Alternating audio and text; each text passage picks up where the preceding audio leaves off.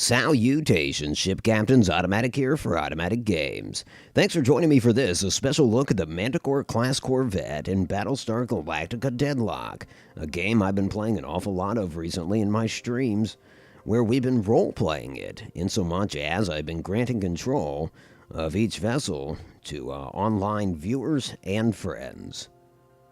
And at some point or another, every single one of these fleet officers has commanded a Manticore Corvette, and they continue to be the most popular ship in our fleet.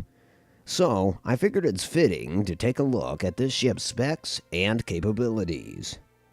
Now, first off, its Drata's range exceeds any other ship that we have in our arsenal.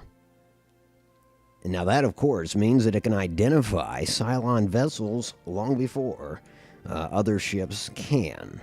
Its speed is also one of its assets in that that's better than any other ship that we have, and so too is its turn rate. It's capable of doing a 180 much easier than any other ship can. Now, this ship's armor is strongest at its front and on top. Now, that doesn't mean that it should fly low and try to turtle. In fact, it shouldn't try to turtle at all. It's not really capable of withstanding a hell of a lot of fire. Rather, it's a bit of a cavalry-style unit. It excels when it's flanking, and it's awful good at spearheading a large fleet operation, thereby identifying those mysterious targets on Dratus long before any other ship, and distracting the enemy, who always prefer to go for our capital-sized ships. Well, if they see a Manticore first, they're going to fire that. But again, this ship doesn't want to be a turtle, so it's going to use its speed to get in and get out. It's a fast strike ship. Now let's take a look at what it can do in action. And to best serve that, we've got a situation unfolding near a refinery. A Nemesis-class Corvette, that is to say a Cylon vessel, has been raising hell in this sector. And as a result, the employees at this refinery are evacuating, but they're evacuating just right at the edge here. And to do so, they're using a starliner, a space liner, a civilian craft. The Nemesis is attempting to hack that craft, which is one of the Nemesis's preferred methods of attack. Now, of course, what a hack does is it bypasses your armor and your hull, and it goes directly after your subsystems, and its favorite subsystem to target is your fire control. Of course, this civilian craft doesn't have fire control, so the Nemesis is going after its second favorite target, navigation.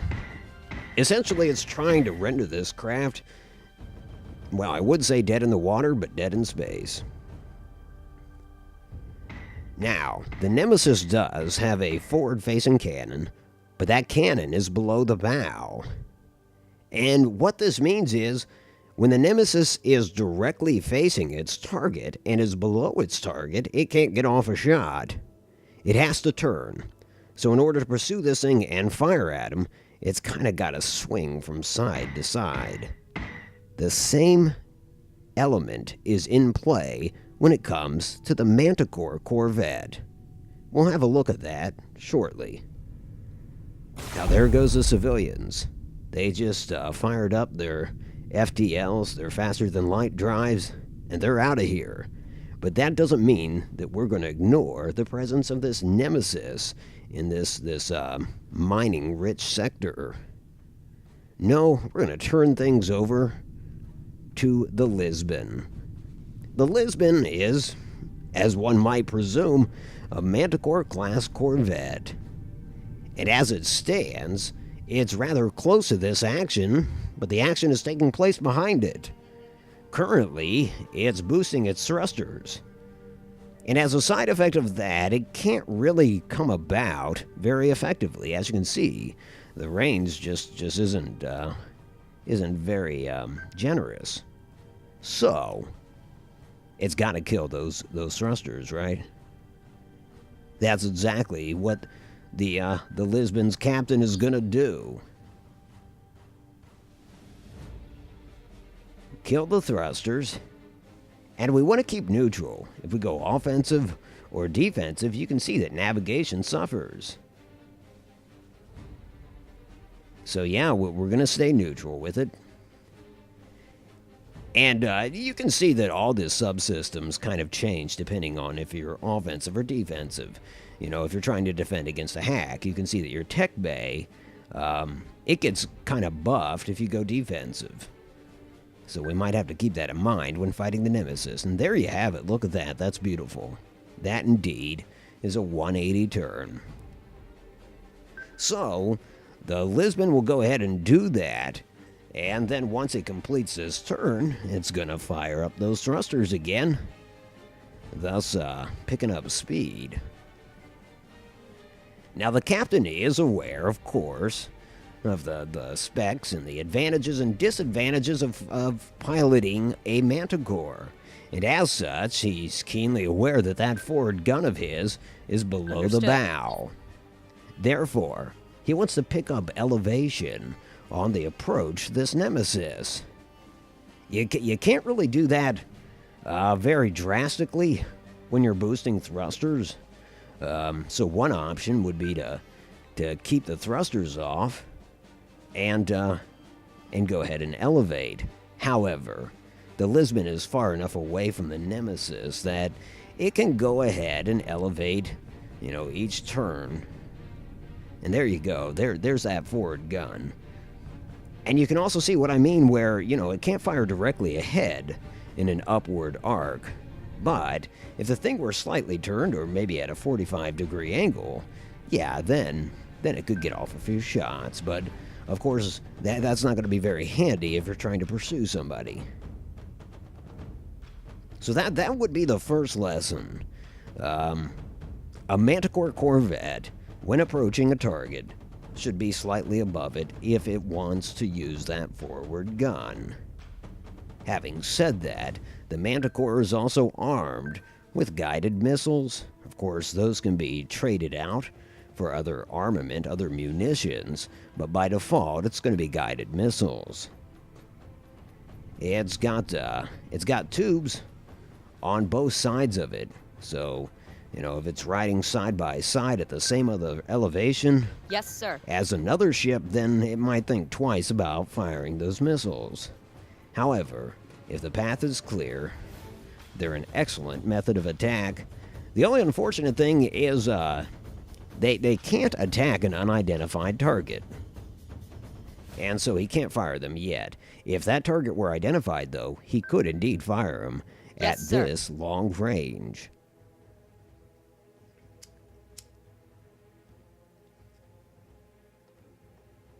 Another interesting aside about that is there are 3 tubes on each side of the Manticore, at least as far as I can tell, but it fires 4 missiles.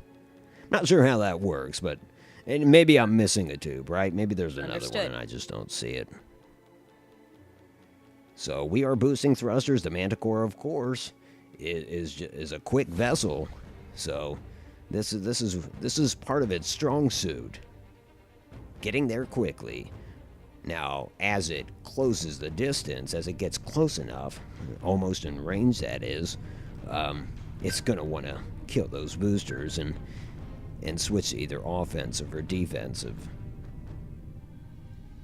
You know, depending on whether or not it anticipates an enemy salvo coming in, or if it wants to deliver a salvo of its own. Now, the enemy is tucked behind that asteroid, or that floating rock, and that is a viable way of defending oneself. I don't know that that's what the Nemesis is truly doing. I think it's just, you know, coincidence that it's behind that rock. But if it were identified, we obviously wouldn't be firing missiles at a target obscured by an obstacle. Okay, we're getting awful close. At some point here, I think I'm going to want to have a look at our weapons range. And by that, I don't mean a shooting range on board the ship, of course. You know, at the arc afforded us for our forward and rear-facing guns. we're going to kill those thrusters, thereby giving us a little more maneuverability, of course. And we'll go ahead and turn on those weapon arcs. That's what it is, weapon arcs, not weapon range.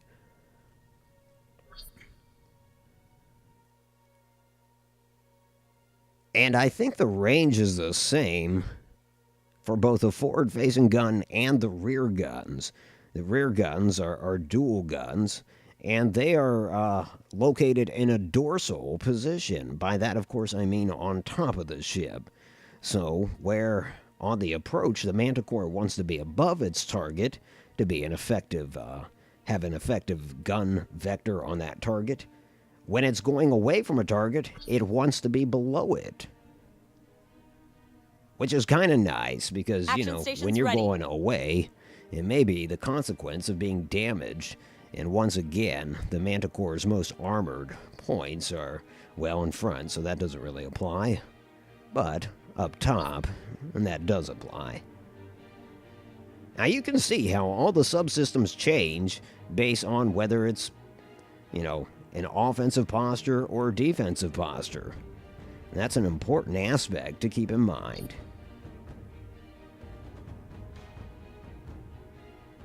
In terms of range, I gotta touch on this.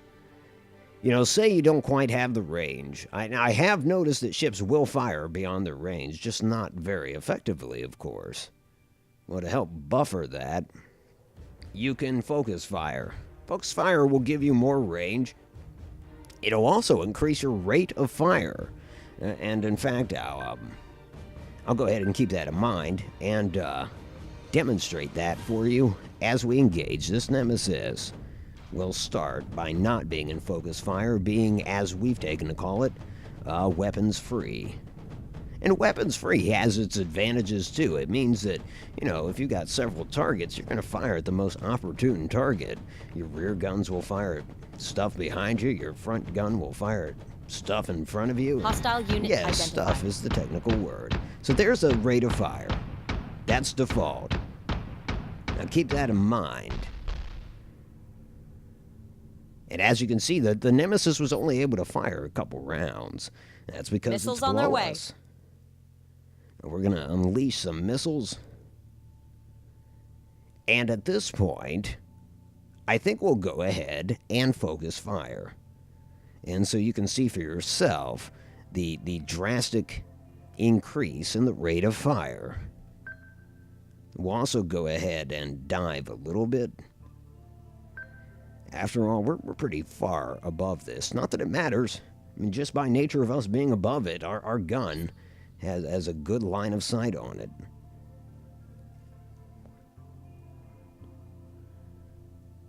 What is this thing called? The Kiglerk or something? I don't know. So there you go. Look at that rate of fire. It's almost doubled, folks. And we're going to complement that attack with a salvo of missiles. 4 of them, as mentioned earlier. Now that can change. If our fire control has been damaged, we're going to fire less missiles.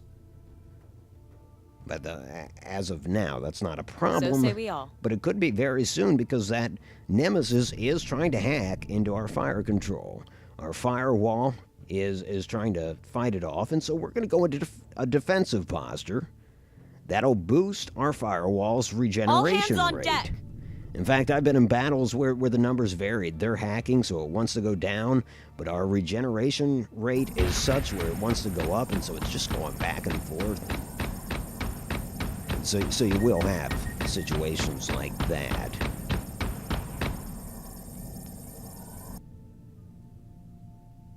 And the same could be said for repairs.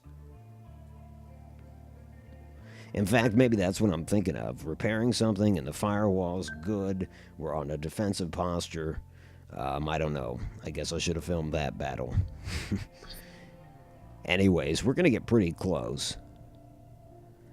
We are going to repair fire control, so we will not be firing this round, which is fine. And another side effect of repairing fire control is our focus fire is deactivated. So once we decide to stop repairing, thereby letting our weapons come back online, we would have to reinitiate that focus fire, which of course we will do when that time comes. Now this is kind of like a enjoyable state for the Manticore, the pursuit state.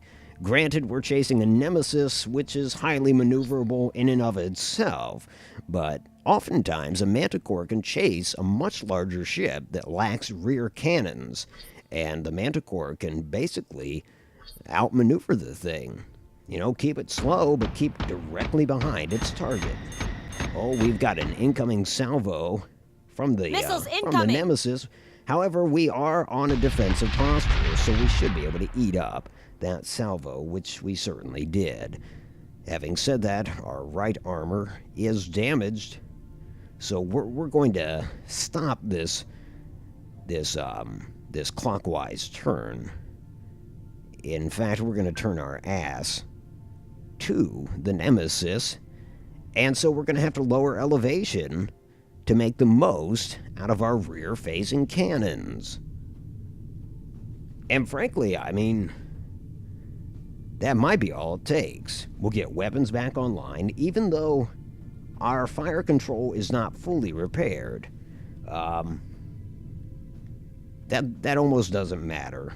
It'll mean our weapons are a little less effective, but I think we should still be good. We'll probably still be able to fire 2, maybe 3 missiles. I guess we'll find out momentarily. But yeah, mid-repair, you can stop. You know, you can stop and get that fire control back online. To help boost any effect, we're going to go into an offensive posture. So that's exactly the formula we want. We are below our target, with our rear facing them, offensive posture. The only thing we're lacking is a fully repaired fire control. Yes, Commander. And of course, we focus fire once more, because as mentioned, that was taken offline when we set about repairing. Yeah, 3 missiles. 3 missiles out of 4 ain't bad. And there goes the nemesis. So while we take a look at the replay, which of course will take a lot less time than this actual engagement did, I wanna quickly go over what we've discussed. That when commanding the Manticore, keep in mind that your forward-facing gun is below your bow and your rear-facing guns are dorsal. Keep in mind that you have more maneuverability in a neutral state, that is to say, not an offensive or defensive posture. Keep in mind that when boosting, your maneuverability suffers as well. So kill those boosters for a moment and you can make a 180 turn like the Lisbon just did.